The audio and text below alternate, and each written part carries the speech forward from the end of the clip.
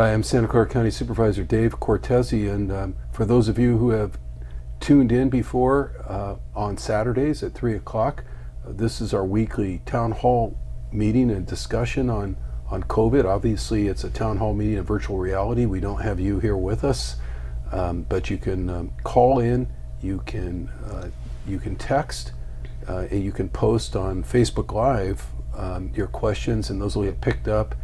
And just a few minutes ago, I was told that questions are already coming in today. So we're just going to speak for a couple minutes. I want to introduce our special guest today, and then we're going to get right into questions and answers. But let me give my usual recap of what's happened since last week.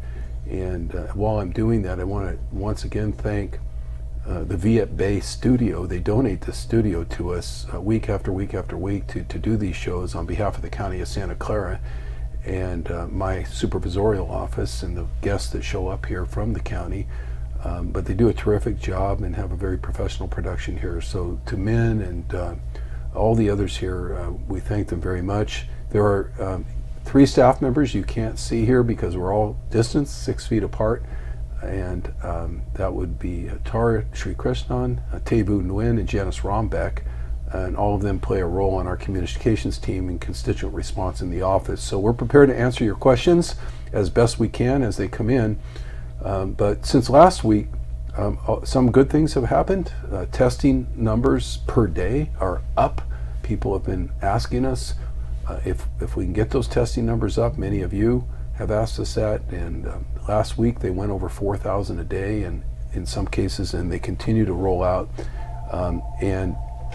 What we're very, very happy about is the weekly mortality numbers that we were seeing. The death rate that used to be in double digits every week is now down to very low single digits. The last 2 weeks we've been able to come here on Saturday and as much as we mourn the deaths and its grief, and we're sorry for the families, we still have to say that 2 deaths per week is a much better indicator than a couple dozen. And I'm not going to give my usual lengthy background on how things are going, because I want to introduce our special guest, maybe let him say a few words of further introduction, and then we'll get right to the questions. And our special guest today is Mr. James Williams, who is the County Counsel for the County of Santa Clara. He's been in that position now for some time.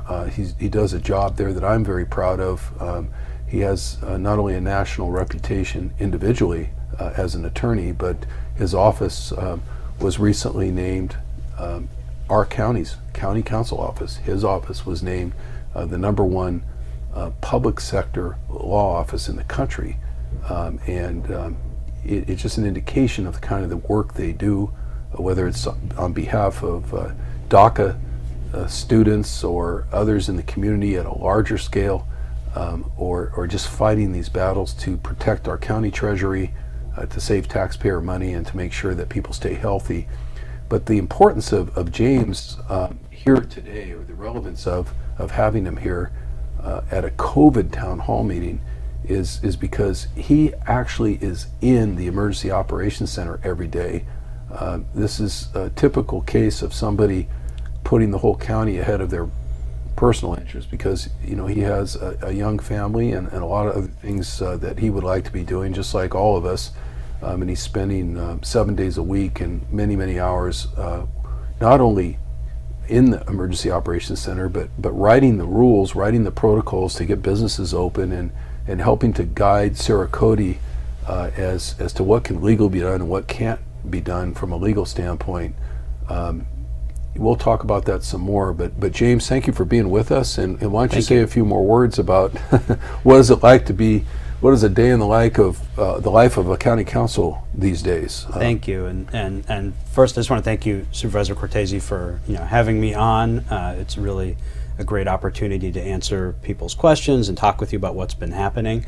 But you've also been such a tremendous champion of the work of the County Council's office in all of its facets. You mentioned our litigation, our affirmative efforts to protect the community, to stand up for immigrants, to carry out the policy direction of the board, but also our work on a day-to-day basis advising the board, but also the other county officers like Dr. Sarah Cody I'm very proud of the work of our office and the many, many people who have been embedded in the EOC, but just in general, the role that we play in helping support all the good work the county does. And you've been a huge champion of that, and I just want to publicly acknowledge that. And I think people don't always know that. They don't really know what a county counsel's office is. Right. But you do, and you understand that, and you recognize the role. So thank you for that.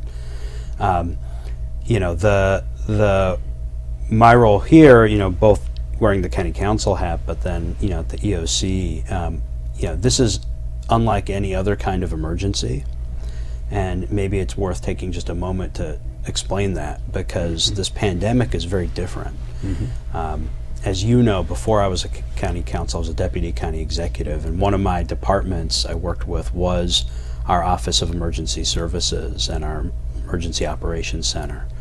And in a traditional disaster, we train all the time for an earthquake, right? For fires, the kinds of things that we don't want to see, but we expect we might have to deal with here in the Bay Area. Right.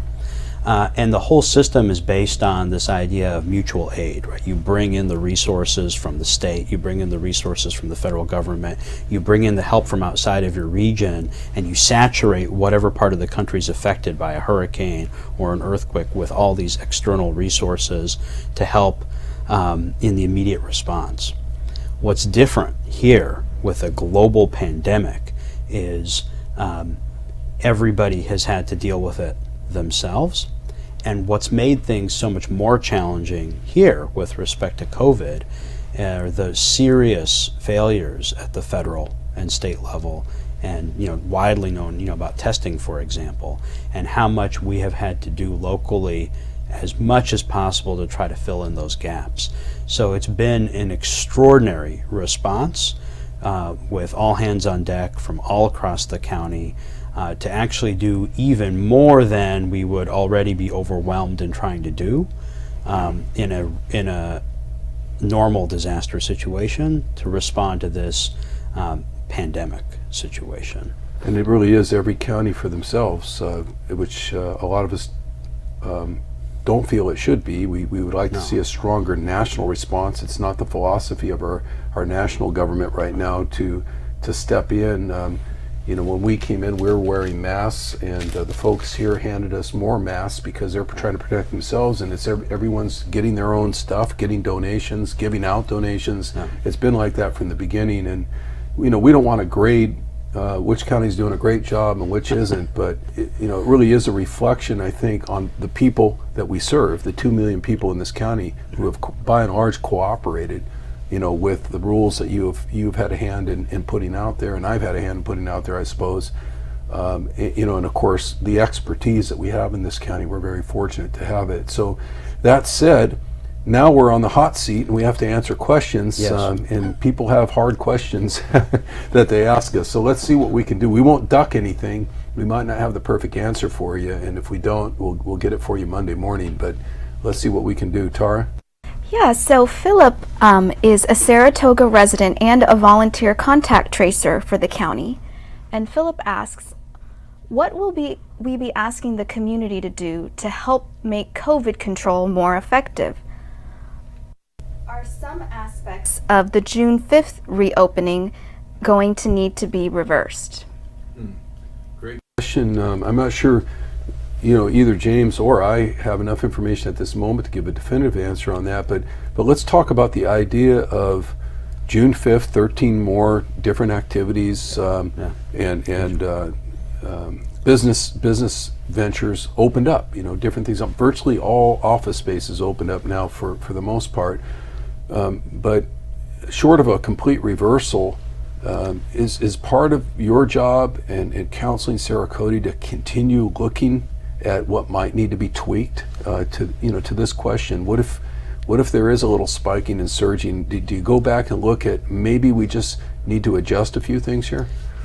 Absolutely. I mean, I think one thing that people should know is that Dr. Cody looks at the data every day, every single day, and not just our local data, but what's happening elsewhere in the Bay Area, what's happening in neighboring counties, but also what's happening in the state and what's happening nationally.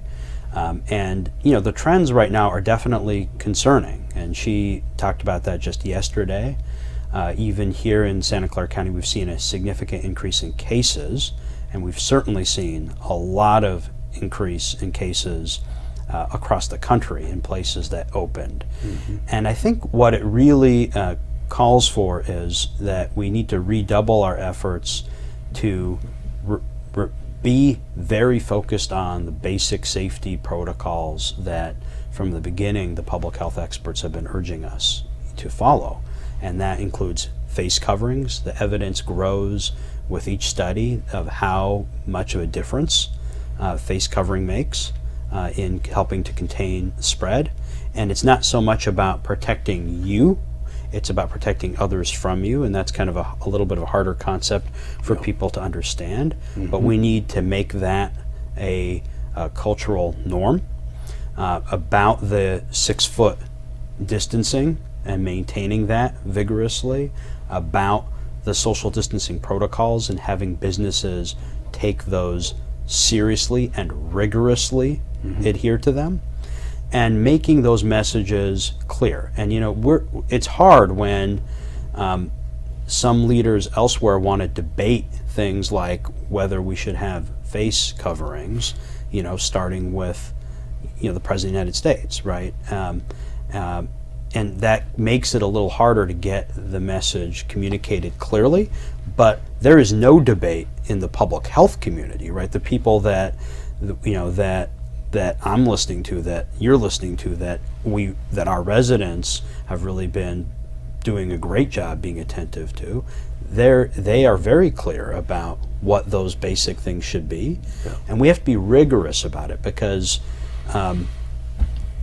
even momentary lapses, right? Even saying, okay, well, not today, not tomorrow, it has to be a norm. It has to be consistent. It has to be like putting on your seatbelt when you get in the car. It becomes automatic.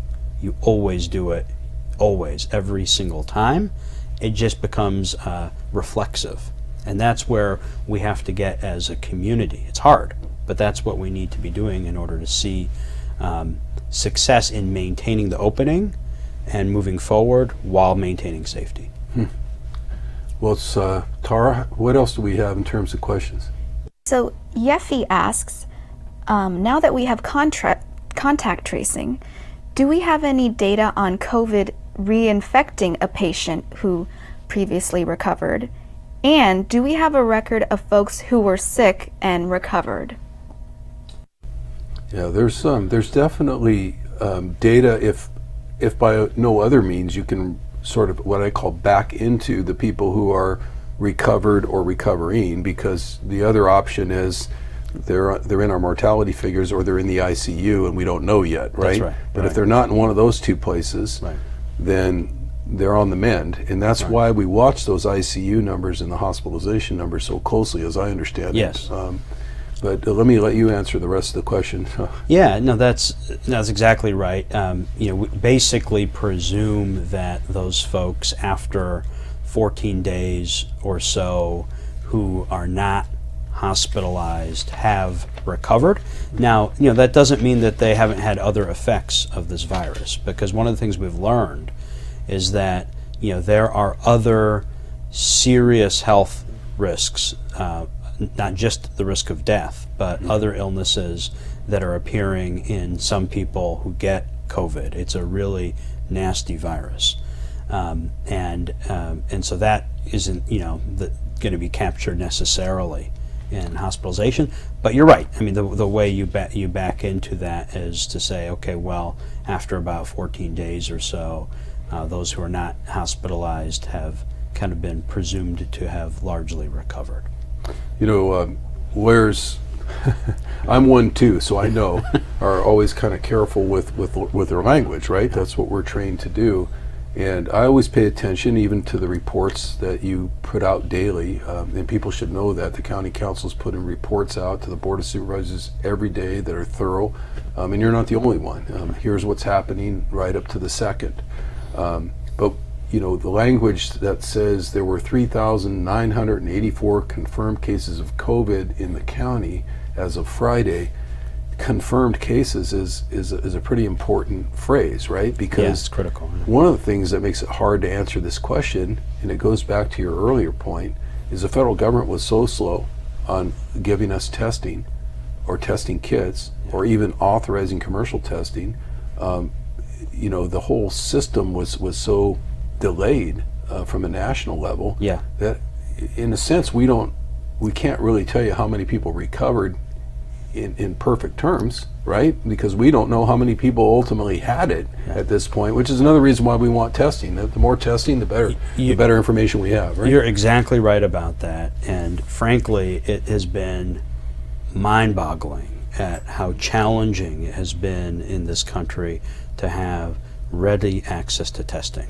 Because what the public health folks want, because they tell me this, right, is that they want anyone to be able to walk into any healthcare provider and get a test just as easy as it is to get a flu test or to get any other standard test. It should be super easy, super fast. And in a country like ours, one would have hoped, one would have expected, one would have taken for granted that we would be leading the world in accessibility and availability of testing. And we're still lagging even to this day. The good news is here locally in Santa Clara County, you can go to sccfreetest.org and find out information. The county itself, through VMC, through our own county hospital system, and the leadership of the board, and making sure we, when we saved 2 hospitals out of bankruptcy and have this robust clinic system, VMC has delivered. It's punched way above its weight in providing testing. We've got pop-up testing. So we now are actually having some real robust testing in the county. It's still not enough, but it is night and day better than it was even just a month ago, certainly 2 months before then. But it's filling a gap that really should be filled by the federal government and by the state. Yeah, just since last Saturday, when we were here last Saturday, in that period of time, 1 week, 15,763 people have been tested here in Santa Clara County.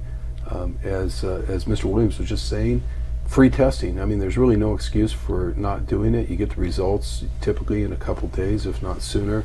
And if you look at the screen right now, for those of you who are watching the screen, you'll see the website that you can go to get a list of all those free testing sites. There's plenty of sites around. We would like to see those at full capacity every day.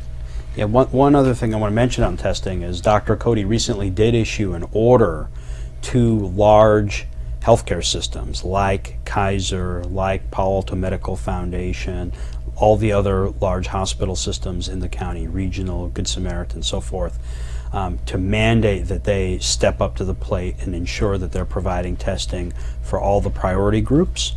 That order took effect on the 15th, and so people should be able to get much more access to testing through their own healthcare providers, and that's part of what needs to happen to even increase testing further.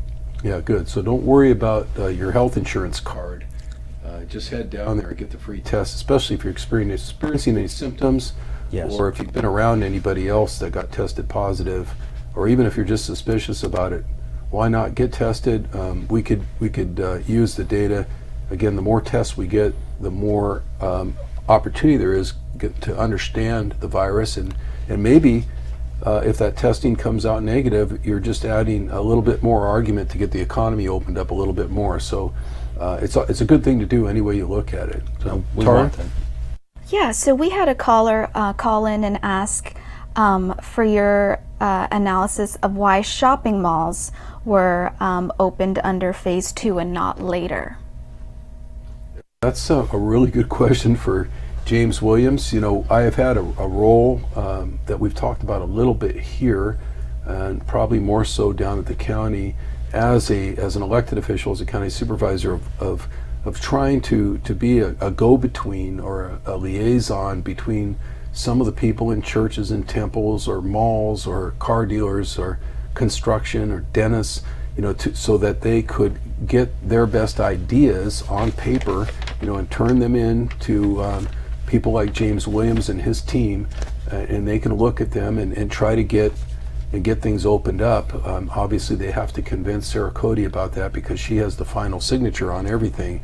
But how were those decisions made? I mean, I think it's curiosity and confusion sometimes about, we hear sometimes people say, how come you could have Lucky Store or Walmart open selling food all the way back to March 17th? The mall, which seems to have more space, doesn't open up until June 5th. And then why would the mall open up at all if you can't go get a haircut? People are trying to understand the method to the madness. Absolutely, and we get those questions all the time. By the way, I can't wait to get my haircut. But, Mine's all tucked back here, believe me. Let me try to kind of explain the framework because I think it's helpful. So the first set of shelter-in-place orders, and we issued the first order in the nation, right, before even the state order. The real framework was completely shelter-in-place. The exceptions were for things that were essential, right? Things that you need to be able to access in order to continue to survive. One of which is obviously access to food, right? Groceries, access to health care, access to fuel, access to, things you might need in an emergency, for instance. You're trying to tell me Sports Basement wasn't a necessary place for me to go? Okay. Not at that time, not at that time. Right. And so, it wasn't a determination that those things were safe. Nobody was saying that going to the grocery store was safe. What the public health officers were saying is that we know you need to go to the grocery store even if there's risk, even if there's significant risk, you still need to be able to do it. We're going to make it as safe as we can, but we can't close it. And so the essential business list had nothing to do with whether they were safe. It had to do with the fact that they were essential. Then, as we started with openings, though, that's where, layered on top of the essential framework, was a risk-based framework. And so the first things that opened were really focused on outdoor activity. And there's now a lot of evidence, and increasing evidence, that outdoors is much safer than indoors.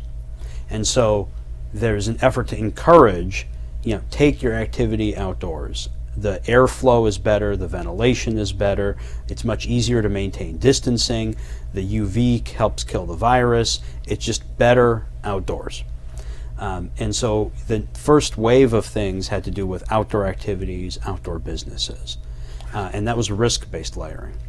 And then the next phase of things that opened up really had to do with what was the framework then that the state had created. Because, after we had issued our first order, the state issued an order. And we're subject to the state's framework. And then the state created what they called their resilience roadmap, which was their framing of what could open. And so we could only pick off of that menu, so to speak. And so we looked at, and Dr. Cody determined, okay, these are the things that are lower risk off of that menu.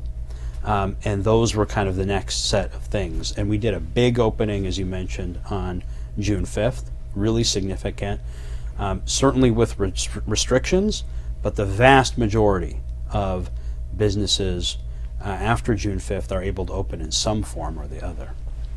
Yeah, some of it, if you've been doing this every day like you have, or even as a county supervisor where we have to interact every day because it's our job, with the experts, it may sound like, well, why couldn't you open up a banquet hall with a large dance floor because it's spacious, or people have their own ideas about things like this. But I'll tell you, when you've been working on this every day, it's fairly obvious that you're not going to be able to open up a crowded dance floor anytime soon. It's just a completely, it doesn't matter about the space, it's a completely different set of risk than it would be to take a hike on a trail, up to Ed Levin Park, for example, or Vasona Park. They're just completely different risk factors involved. You're exactly right. And there are going to be some things that, frankly, are not going to be able to open for a long time, a very long time, because of the risk profile. And one of the things, if you've got an enclosed space with a lot of people, even if it's a large space,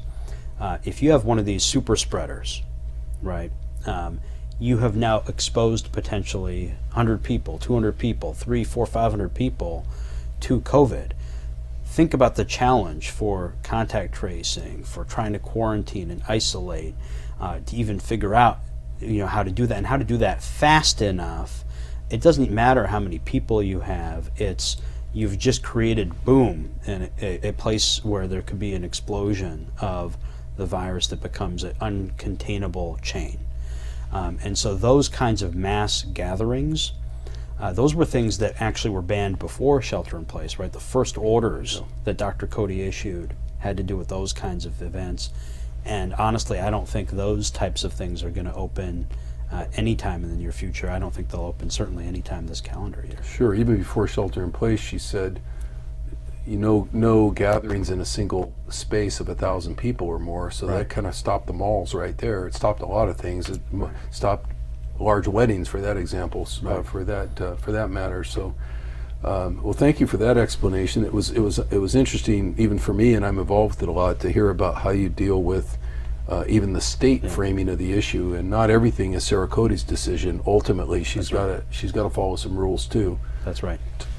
So we have a few questions about testing, and someone on Facebook asks, can you discuss the plans for testing at school sites, with schools opening soon? And someone has texted and asked, can we have testing on a rolling basis at our senior nutrition program sites? But I think most of the senior nutrition program sites are now basically to-go food, because we can't congregate the people. And this county actually delivers 1.3 million senior nutrition meals per year. So it's a big deal. That tells you there's a lot of seniors that are dependent on those meals. And so basically Meals on Wheels has sort of taken over. The place that we're doing this show today has a senior nutrition program right next to it. And they had to convert to a sort of a box lunch system, so at least people are getting their nutrition. But it is such a good, I recognize the intent, I think, behind the caller's question, because when you have this captive audience of seniors, which is a high risk group, Yes.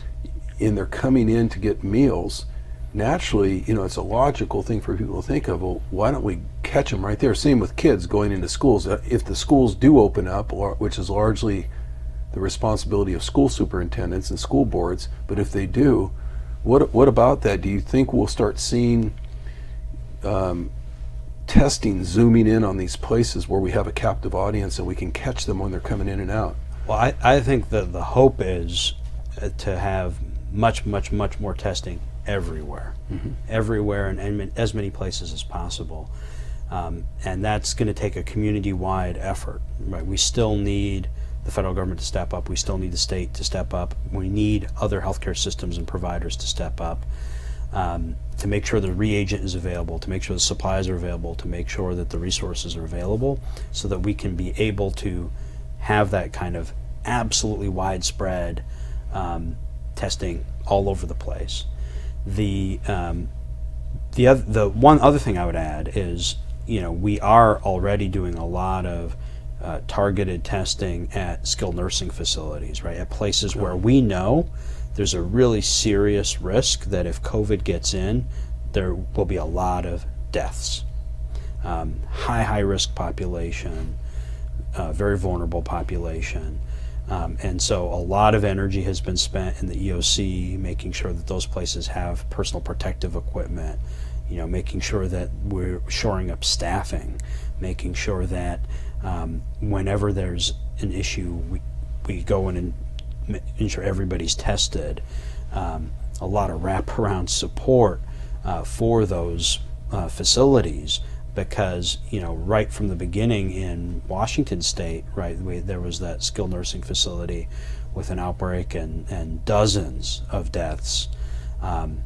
It's a huge risk area. So we focused on that. There's a whole dashboard on our website with specific information about long-term care facilities, including skilled nursing facilities, and a very specific focus. And by the way, just a strong message included in the order, even though there are lots of things that are open, this is a really important message. Dr. Cody has been very clear. If you are in a vulnerable population, if you are elderly, if you have certain medical conditions, you are strongly urged to shelter in place to the greatest extent possible because of this risk. It's really significant for those populations. Yeah, I haven't seen my parents in 3 months and 2 weeks face to face, and they're in their late 80s. I'm fortunate. I'm 64, so I'm fortunate to have my parents with us, and we love them dearly. But that's exactly why, despite the temptation, despite Father's Day, despite Mother's Day, despite some birthdays that came and went, including my own, I can't do that. I can't take that risk, and I think at the end of the day, that's what everyone has to weigh. Later on, when we have a chance, I want you to talk about what I hear from my constituents all the time. We have another question now. Yeah. Some of our constituents are ready to, for a Declaration of Independence because we've done such a great job. And I want you to talk about what the pressures are on us that are coming from a lot of other factors, including external factors that we have to stay the course, even though people have done a terrific job here. So, Tara? So we have someone texting in their grandson was affected by COVID and they've been free of the illness for 5 weeks. They wanted to know when he can visit, which you just touched on, but also when can he continue his essential activities? This is, James, I'll let you answer this again. And we're just so fortunate to have you here. I want you to give detailed answers, better answers than I can give to a lot of these questions. But one of the first calls I received from a constituent very early in this COVID situation, it was before shelter in place. It was about a week before shelter in place. So I was actually out and about, and everybody was out and about still, and I got a call on my iPhone. It was from a constituent, actually a very recognizable constituent from Stanford University. I recognized the phone number right when I saw it, and even though I was out, I picked it up right away. And she said she wanted her son to come and visit her, but she had a condition, so she wanted her son to be tested beforehand. Well, when I actually called Sarah Cody, got her on the phone, I said, can our lab at the county test her son so they can have a visitation, because she was on her sickbed. She just wanted to see her adult son, and Dr. Cody said, I wish I could help you with that, but I can't do it. And at that time, of course, the national government, it really had not helped at all. They've helped a little bit since then with some money, but there were no tests. There were no labs open. Nothing back then. And that's changed now. We talked about the free testing earlier. What should somebody like this do? I mean, there's no guarantee right now because you have asymptomatic carriers. But if you're gonna visit, what's probably the best process to follow? Yeah, I mean, what I would say is, first of all, the best guidance, the official guidance, the what public health is saying is, if you're in one of those vulnerable categories, you shouldn't be having visitors or family, period, because the risk is significant. There is asymptomatic transmission. And explain what that is. I use that big word, and you use that big word. Asymptomatic means people who are carrying the virus, but they have no signs of it. They don't have a fever, they don't have a runny nose, they don't have a cough, they don't feel sick or look sick or seem sick, but they actually still have the virus. And when they are out and about, they're actually spreading it to other people. That's what we mean by asymptomatic transmission. And it turns out with this virus, there's actually quite a bit of that. And that's one of the reasons it's been so hard to contain, because the people themselves don't necessarily feel sick, and so they don't realize that when they're interacting with others, they're actually spreading it. And that's been a huge challenge. So there is that risk. So the public health would say, don't have that visit occur, because the risk to those vulnerable, high-risk populations is significant. You mentioned your parents. I haven't seen my mother since mid-February, actually, and it's been really hard for my 4 kids, for my kids to not see grandparents. Really hard, but we care about wanting her to be around. So that's really the number one takeaway. The testing, I'll just say two things about the testing if I can.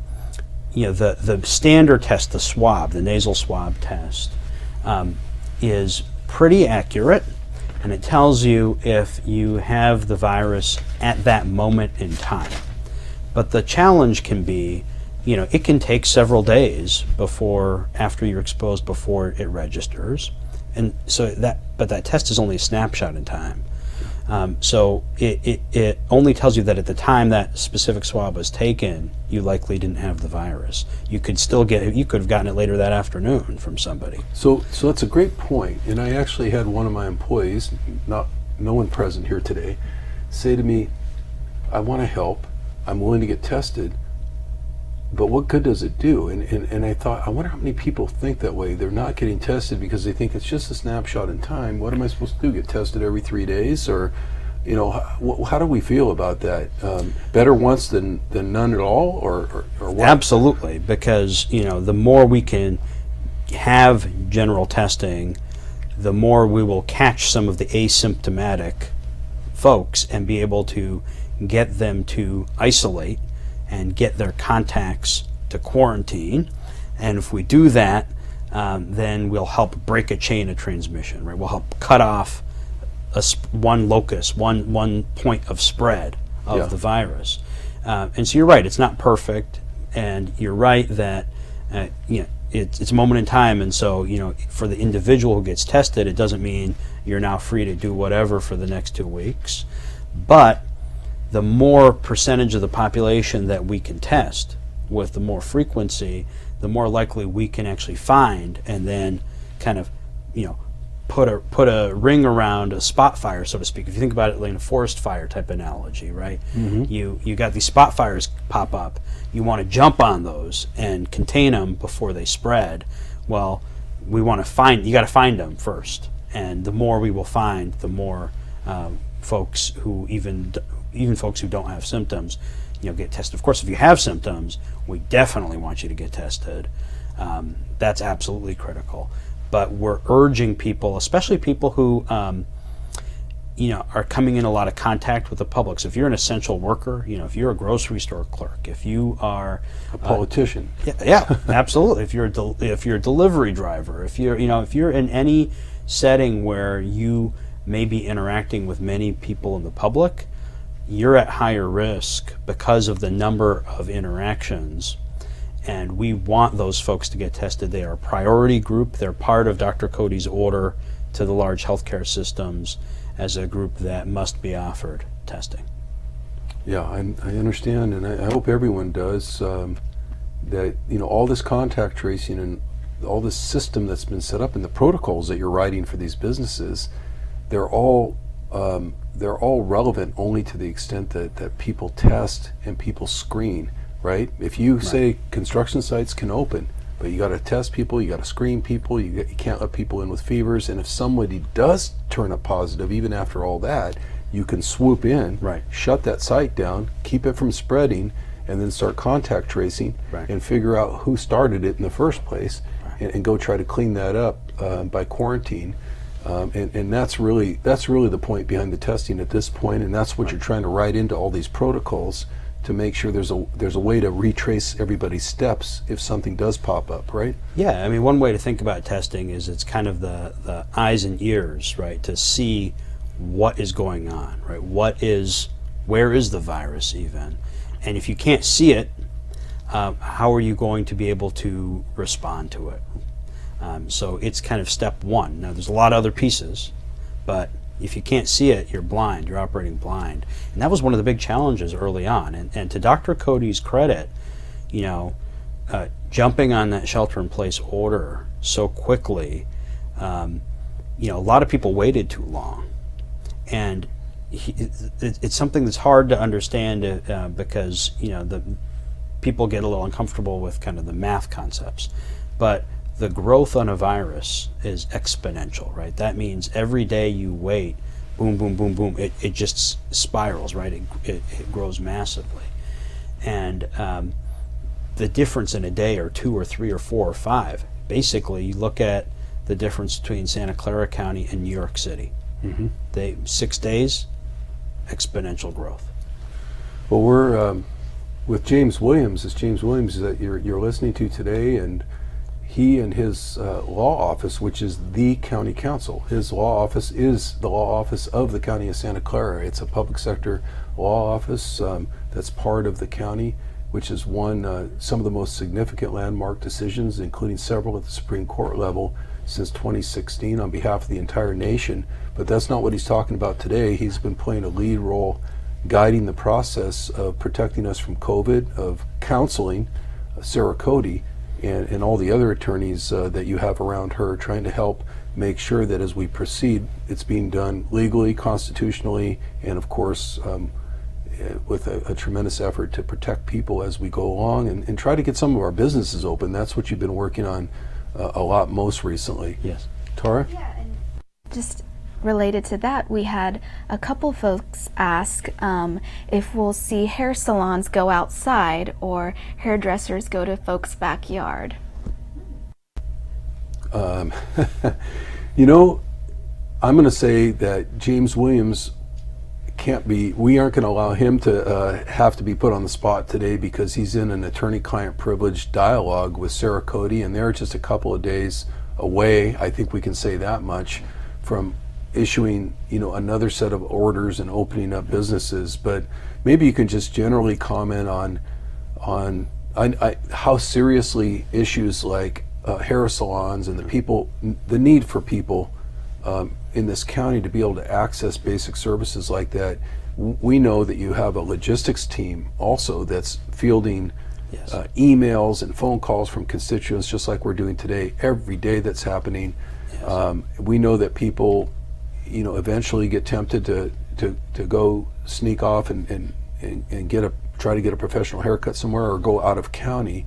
So you're under a lot of pressure to try to accommodate all that. What's that like? And can you reassure people that at some point we've got a pathway to try to get those things open? Yeah, absolutely. I joked earlier, but obviously I'm one of many people who's eager to have a haircut and to get many of these other services, and that's true not just for me, but the other attorneys and the other, Dr. Cody and the many people who work in the Emergency Operations Center. We have families. We live here. We are part of the community too, and we understand and we also get all of these inquiries. As you mentioned, we have a whole team. We get hundreds and hundreds of emails. We get phone calls from businesses. We get reopening plans, and we review all of that. We try to compile it. We see what best practices are appearing. We see what innovative ideas are coming. We have a web form. We have a landing page. It's all accessible through the website that's linked down below. And we take all of that really seriously. And in fact, many pieces of public input, of business input, have been incorporated into protocols, into guidance, into the best practices that have been put out there. So it is vetted. There's a whole team in my office, for example, that helps work with the folks responding to questions. We have very detailed FAQs, and it's an operation that is working 7 days a week, day in, day out, every week, to try to be as responsive as we can be, because we absolutely understand how much of an impact this has in the community. So we're taking all of these ideas into account. We've got brilliant people who live in this county.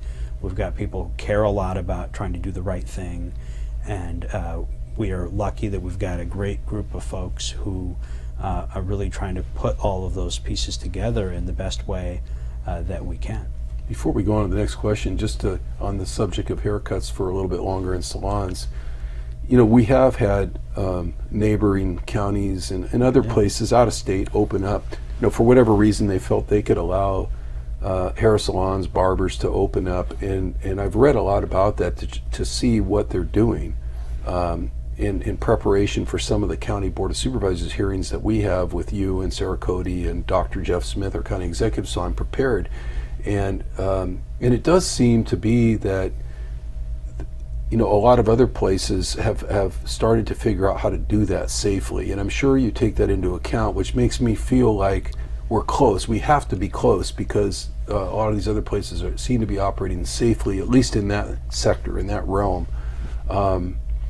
But that said, when you read about the rules that they're using, the ones that are the safest, it's nothing like how it used to be. No. There's not going to be anyone sitting in the barbershop or the hair salon with you waiting for an appointment, right? Because in most places that have opened up, you allow one person in there at maximum 50% capacity, so the next chair is going to be empty probably.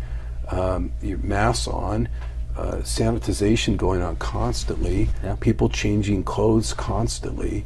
It's just a different world. People having to either wait outside, or in some states they're not even allowing people to wait outside. It's appointment only, and you cannot come early and you cannot stay late. There's just no overlap. It's not really the usual comfortable, No. kick back, have your hair cut, and engage in a big conversation about That's the right. Warriors or something while you're there, or whatever people talk about. I just think the whole thing requires a reality check sometimes, that yes, you want to get them open, but you're going to have to make it, to make it safe, you're going to have to make it much different than it is right now. That's exactly right. And we talk about this, the new normal. I mentioned earlier the face coverings, the social distancing. We in our county, we've been really trying to emphasize with businesses the social distancing protocols. They're required for every single business that's open. You should see before you go in that they've got the COVID prepared check mark, that they've got their visitor summary sheet up and posted. They are required to have that, and they're required to be taking those precautions for their workers' safety and for the safety of those customers coming in. It includes density, right? Fewer people. It includes distancing. It includes hygiene. It includes making sure that people with symptoms are not coming in. It is different, and we have to we wish it were otherwise, but we have to come to terms with the fact that for the foreseeable future we're going to be operating under a new norm of interaction, of distancing, of masking, and these are things that are hard because to a certain extent they intuitively feel odd for humans, right? We are very social. We are people. As people, we want to come together for events. We want to come together for celebrations. We come together for funerals. We come together for religious ceremonies. We come together to eat, and we come together to sing. We come together to dance. We come together, shake hands. To make money. We come together to make money. Absolutely. And it's a huge shift. It's a huge framework shift that's happening all around the world. And until there's a vaccine or until there's something else, this is going to be a worldwide radical shift. And that's hard. It's very hard for all of us. So reopening's happening, but it's not all it's cracked up to be. That's really the moral of the story. Tara? This is our last question. We just have a few minutes left, and Frank asks, how will COVID-19 and shelter in place change our lives for the better in the future? Yeah, that's something we get to talk about at the end of 14.5-hour Board of Supervisors meetings sometimes, but we're all still trying to keep our eye on the ball in terms of, are we learning stuff about telecommuting? Didn't we learn from this that not everybody needs to go down to the office or down to their place of business every single day? That a lot of people can work remotely. Unfortunately, many can't, and those are people right now that we call frontline workers, not just healthcare, but people that are selling your groceries to you or ringing you up and bringing the grocery carts in and out of the grocery store. They're frontline workers too. They're never going to be able to telecommute, but we can get cleaner air. We can start addressing climate change. What are some of the other things you think we can do, James? Yeah, I love the question because, you know, this is such an opportunity, and we're seeing it coalesce with a lot of other demands for societal change, right? For equity, for justice. And it's an opportunity for us to really step back. And you're absolutely right. One of the first things I noticed when shelter in place went into effect was how many more birds I could hear in the morning outside my house when I was coming into the EOC early in the morning. And even now, even weeks and months later, even though a lot of activity has resumed, I still hear a lot more birds. The sky is much clearer. And it's just a moment of pause, a moment for us to reflect as a society, and to really think about how we want to reshape what we do, what we prioritize, how we spend our money, where we spend our time, how we spend our resources, and whether they actually reflect the values we cherish the most. And so I think that it's a great opportunity to look at the environment, to take care of the earth, to think about how we are set up as a community, think about our economy and how it's structured, to think about how we interact with each other. So, we all have a role to play in that process. It's a great reminder of how important it is to have investments in things like public health, right? Public health has been at the federal and state level ignored for decades. And public health's day-to-day job is prevention, right? Community health, holistic well-being. It's an opportunity to remember that those are the kinds of things that we shouldn't be neglecting as a society, but that we maybe have for too long in this country. There's a little bit of this, you've written laws that sometimes would have taken 2 years and 2 weeks. We've seen things like racism addressed in the last couple of weeks at a more rapid pace than we've seen over the last 50 years. I think there's a certain element out there of people seeing this as a window of time that we need to take advantage of to eventually leap forward once the virus is defeated, and once we have the vaccine for it and the antibody testing, that we don't lose sight of the fact that we do need to spend more time with our families. I do in the evenings now, since I can't go to all the political banquets. I get to take walks in the evenings, and I see families out that I never saw out before, walking around. It's a beautiful thing, and I think it's something that we don't want to lose. So thank you. Are we at the end of our time, Tara? And I want to ask people to make sure to contact our office if you had questions and they weren't answered. We try to keep track of the ones that are coming in, that are posted or texted, so that we can continue to respond after today, including Monday. Tara and Janice Romback and Tevu will take care of that, and I'll take care of some of that too.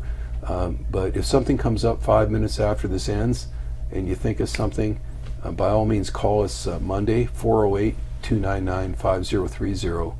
We're more than happy to answer your questions, or use one of the contact numbers or listings, websites that are on the screen right now. James, thank you so much. We know how precious your time is, and thank you for coming down here and letting people know that there's a real legal expert that's back there working on all this stuff, and that you're giving a lot of thought to it, and that you care. We appreciate that you care. Well, thank you so much. Thank you. All right.